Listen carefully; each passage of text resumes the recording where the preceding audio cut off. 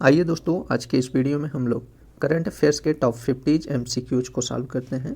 इसके पहले दोस्तों हम लोग इस मैगजीन से उत्तर प्रदेश करंट अफेयर्स के वन लाइनर फॉर्म में प्रश्नों को कंप्लीट कर चुके हैं, जिसका प्लेलिस्ट डिस्क्रिप्शन में दे दिया गया है। जो लोग उस वीडियो को नहीं देखे हैं वहाँ से देख सकते हैं। तो चलिए हम लोग इन प्रश्नों को शुरू करते हैं और इसके सभी प्रश्नों को इस वीडियो के माध्यम से कंप्लीट देखते हैं। आइए सीधे प्रश्नों को शुरू करते हैं। चलिए पहला प्रश्न देखते हैं। जनवरी 2023 में भारत के प्रधानमंत्री ने उत्तर प्रदेश के किस जिले में विश्व के सबसे लंबे रिवर क्रूज एमवी गंगा विलास को हरी झंडी दिखाकर रवाना किया? तो यह वाराणसी जिले से। ध्यान दीजिएगा दोस्तों, भारत के प्रधानमंत्री ने उत्तर प्रदेश के वाराणसी जिले से विश्व के सबसे लंबे रिवर क्रूज एमवी गंगा विलास को हरी झंडी दिखाकर रवाना किया। अगला है, जनवरी 2023 में भारत के प्रधानमंत्री ने अंडमान और निकोबार द्वीप समूह के कुल कितने बड़े अनाम द्वीपों का नामकरण किया है? तो यह 21 द्वीपों के। ध्यान दीजिएगा, प्रधानमंत्री ने अंडमान और निकोबार द्वीप समूह के कुल 21 अनाम द्वीपों का नामकरण किया। 12 से 16 जनवरी 2023 तक 26वां राष्ट्रीय युवा महोत्सव का आयोजन कहाँ पे किया गया? तो इसका आयोजन हुबली कर्नाटक में किया गया है। 26वां राष्ट्रीय युवा महोत्सव का आयोजन हुबली कर्नाटक में किया गया है। हेनले पासपोर्ट इंडेक्स के अनुसार वर्ष 2023 में भारत की रैंक कितनी है? तो इसमें भारत की 50वीं रैंक है। ठीक है, यहाँ ध्यान दीजिएगा दोस्तों, हेनले पासपोर्ट सूचकांक की बात किया जाए तो 2023 में शीर्ष स्थान पे जापान है और सबसे अंतिम स्थान की बात किया जाए तो अफगानिस्तान इसमें सबसे अंतिम स्थान पर है। वहीं भारत की बात किया जाए तो भारत इसमें 50वें स्थान पर है। ठीक है, इतने पॉइंट को आप याद रखिएगा। चलिए नेक्स्ट देखते हैं। वर्ष 2023 के अनुसार उत्तर प्रदेश के शहरी क्षेत्रों में स्कूल खोलने के लिए कम से कम कुल कितने वर्ग मीटर भूमि होना निर्धारित किया गया है? यह 3000 वर्ग मीटर। ध्यान दीजिएगा दोस्तों, यहाँ शहरी क्षेत्रों की बात किया जा रहा है कि उत्तर प्रदेश के शहरी क्षेत्रों में स्कूल खोलने के लिए कम से कम 3000 वर्ग मीटर भूमि होना निर्धारित किया गया है। ठीक है, केंद्रीय गृह मंत्री ने दिल्ली में लाल किले पर जय हिंद नया प्रकाश और ध्वनि कार्यक्रम लाइट एंड साउंड शो का शुभारंभ कब किया? तो यह जनवरी 2023 में किया है। हाल ही में केंद्रीय खेल और युवा मामले के मंत्री ने खेलो इंडिया अभियान के तहत देश में कुल कितने केंद्र खोले जाने की घोषणा की है? तो 1000 केंद्र। ध्यान दीजिएगा दोस्तों, केंद्रीय खेल और युवा मामले के मंत्री ने खेलो इंडिया अभियान के तहत देश में कुल 1000 केंद्र खोले जाने की घोषणा की है। चलिए नेक्स्ट देखते हैं। दिसंबर 2022 में जारी किए गए सामाजिक प्रगति सूचकांक में सबसे खराब स्थिति किस राज्य की रही? तो बिहार की। बिहार राज्य की सामाजिक प्रगति सूचकांक में सबसे खराब स्थिति रही है। जनवरी 2023 में निम्नलिखित में से कौन सा देश यूरो जोन में शामिल होने वाला 20वां देश हो गया है? तो यह क्रोएशिया है। क्रोएशिया यूरो जोन में शामिल होने वाला 20वां देश बन गया है। जनवरी 2023 में कुल कितनी विभूतियों को उत्तर प्रदेश सरकार ने उत्तर प्रदेश गौरव सम्मान से सम्मानित किया है? तो 4 विभूतियों को। ध्यान दीजिएगा दोस्तों, उत्तर प्रदेश सरकार ने उत्तर प्रदेश गौरव सम्मान से कुल 4 विभूतियों को सम्मानित किया है। भारत के प्रधानमंत्री ने मुंबई वन मोबाइल ऐप एवं नेशनल कॉमन मोबिलिटी कार्ड कब लॉन्च किया है? तो इसे जनवरी 2023 में लॉन्च किया है। जनवरी 2023 में भारत सरकार के सड़क परिवहन एवं राजमार्ग मंत्रालय द्वारा स्वच्छता पखवाड़ा के तहत सड़क सुरक्षा सप्ताह का आयोजन किया गया। तो इसका आयोजन 11 से 17 जनवरी तक किया गया। जनवरी 2023 में भारत मौसम विज्ञान विभाग का कौन सा स्थापना दिवस मनाया गया? तो 148वां स्थापना दिवस मनाया गया है। ध्यान दीजिएगा दोस्तों, भारतीय मौसम विज्ञान का स्थापना दिवस 148वां मनाया गया है। चलिए नेक्स्ट देखते हैं। जनवरी 2023 में राष्ट्रपति द्रौपदी मुर्मू ने किस राज्य के राजभवन में संविधान उद्यान मयूर स्तंभ राष्ट्रीय ध्वज पोस्ट का उद्घाटन किया है? तो यह राजस्थान राज्य के। ध्यान दीजिएगा दोस्तों, राष्ट्रपति द्रौपदी मुर्मू ने राजस्थान राज्य के राजभवन में संविधान उद्यान मयूर स्तंभ और राष्ट्रीय ध्वज पोस्ट का उद्घाटन किया है।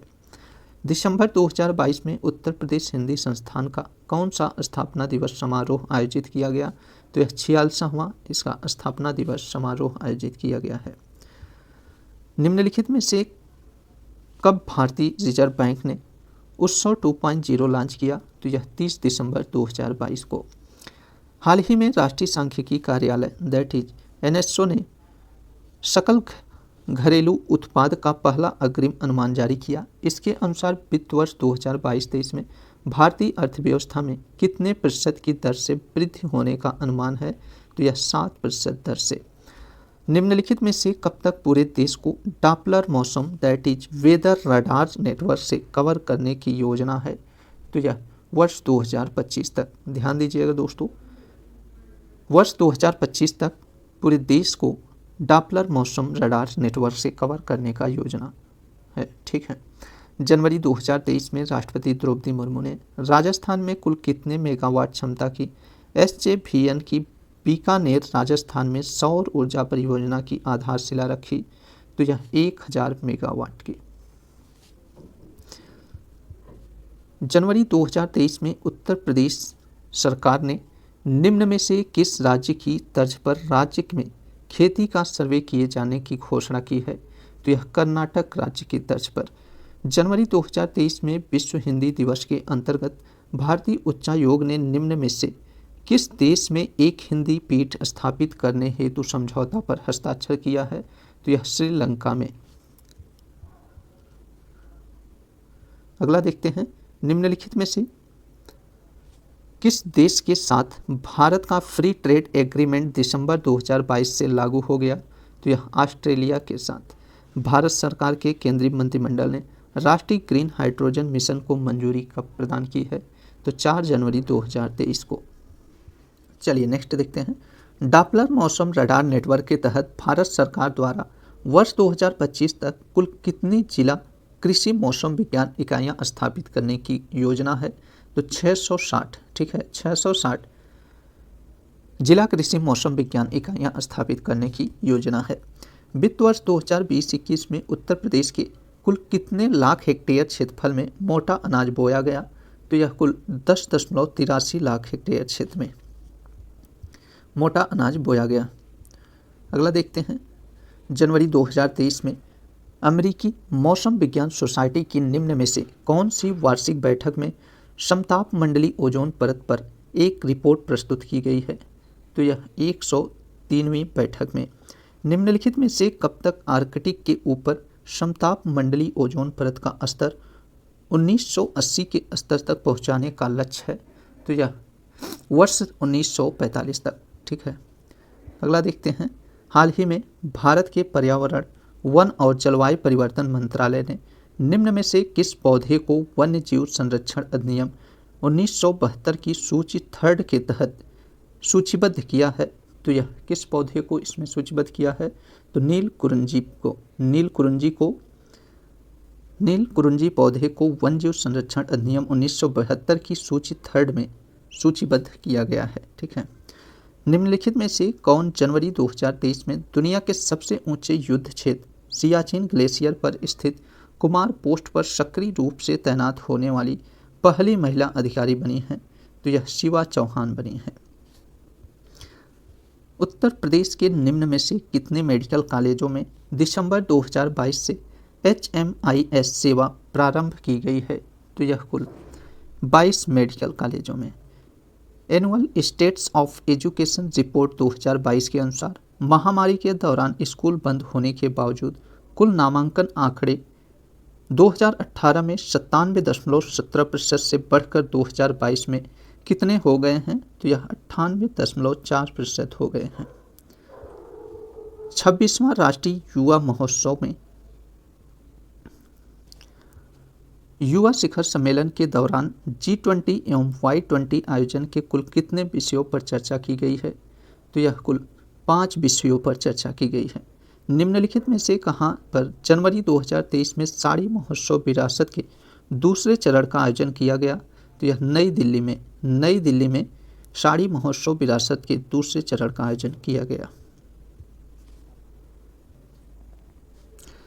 हेनले पासपोर्ट इंडेक्स 2023 के अनुसार विश्व का सबसे शक्तिशाली पासपोर्ट निम्नलिखित में से किस देश का है? तो यह जापान का है। वहीं सबसे खराब पासपोर्ट की बात किया जाए तो अफगानिस्तान सबसे निम्न स्थान पे है। भारत की बात किया जाए तो भारत 50वें स्थान पर है और सिंगापुर की बात किया जाए तो सिंगापुर इसमें दूसरे स्थान पर है। ठीक है, सबसे शक्तिशाली पासपोर्ट जापान का है, इसे ध्यान रखिएगा। अगला देखते हैं, भारत के प्रधानमंत्री ने उत्तर प्रदेश के निम्न में से किस जिले में आयोजित सांसद खेल महाकुंभ 2022-23 के दूसरे चरण का उद्घाटन किया? तो यह बलिया जिले में प्रधानमंत्री ने सांसद खेल महाकुंभ 2022-23 के दूसरे चरण का उद्घाटन बलिया जिले में किया है। हेनले पासपोर्ट इंडेक्स के अनुसार वर्ष 2023 के लिए विश्व का सबसे खराब पासपोर्ट निम्न में से किस देश का है? तो यह अफगानिस्तान का है। 17वें प्रवासी भारतीय दिवस पर भारत और यूनाइटेड किंगडम ने युवा पेशेवर योजना के तहत कुल कितने डिग्री धारक नागरिकों, जिसमें 18 से 30 वर्ष आयु के नागरिकों को एक दूसरे देशों में रहने एवं कार्य करने हेतु 2 वर्ष की अवधि के लिए अनुमति दी जाने की व्यवस्था की गई? तो कितने लोगों को? तो यह 3000 लोगों को। ठीक है, ध्यान दीजिएगा दोस्तों, 17वें प्रवासी भारतीय दिवस पर भारत और यूनाइटेड किंगडम ने युवा पेशेवर योजना के तहत कुल 3000 डिग्री धारक नागरिकों को एक दूसरे के देशों में रहने एवं कार्य करने हेतु 2 वर्ष की अवधि के लिए अनुमति दी जाने की व्यवस्था की गई है।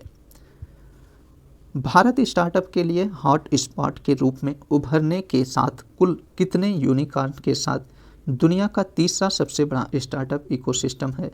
तो यह कुल 108 यूनिकॉर्न के साथ। ध्यान दीजिएगा दोस्तों, भारत दुनिया का तीसरा सबसे बड़ा स्टार्टअप इकोसिस्टम है। ठीक है, भारतीय रिजर्व बैंक द्वारा उत्सव 2.0 की शुरुआत निम्न में से कब की गई थी?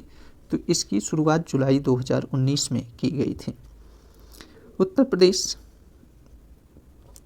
का वह शहर जहां हाल ही में भारत सरकार के संस्कृति मंत्रालय द्वारा सुर सरिता सिम्फनी ऑफ गंगा का आयोजन किया गया, तो यह वाराणसी में, उत्तर प्रदेश के वाराणसी शहर में भारत सरकार के संस्कृति मंत्रालय द्वारा सुर सरिता सिम्फनी ऑफ गंगा का आयोजन किया गया है। हाल ही में भारत का कौन सा राज्य देश का पहला फुल डिजिटल बैंकिंग वाला राज्य बन गया है? तो यह केरल राज्य बना है।